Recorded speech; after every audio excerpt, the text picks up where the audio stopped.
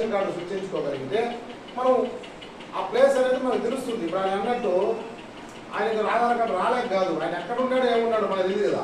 ఇప్పుడు నేను ఉంటాడు, రేపు ఉంటాడు, రేపు ఉంటాడు, అంతే కదా.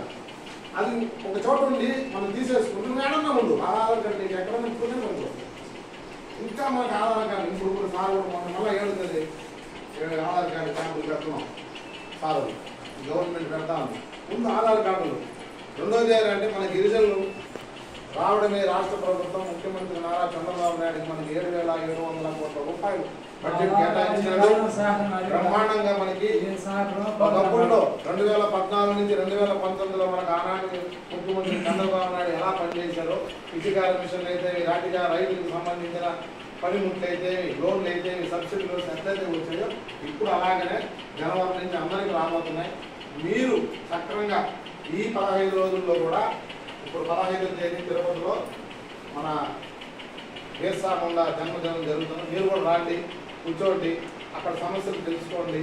మీ సమస్యలు ఏదైనా ఉంటే కూడా పరిష్కరించడానికి ప్రభుత్వం సిద్ధంగా ఉంది.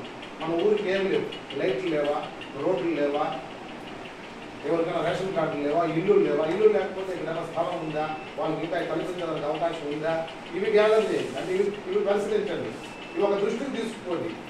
మీరు పోకపోవచ్చు, మనం ఉన్న ఒకరు రాజేంద్ర తర్వాత ఇంకొకరు వేరే ఒక నన్ను మీరు పెట్టుకోండి, వాళ్ళ ద్వారా మనం సాధించుకుంటాం. ఎందుకంటే అందరూ చేయలేరు.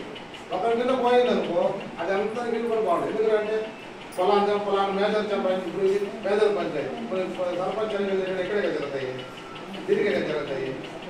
సపరేట్ పంచాయతీ ఎక్కడా లేదు.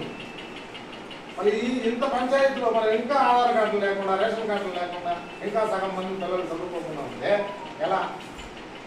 మనం ఎప్పుడు బాగుపడేది? మన యానాది జాతి ఎప్పుడు బాగుపడుతుంది? గిరిజనులు అందులో మంది ముఖ్యమైన జాతి ఆదివాసులు. ప్రధాన అంశము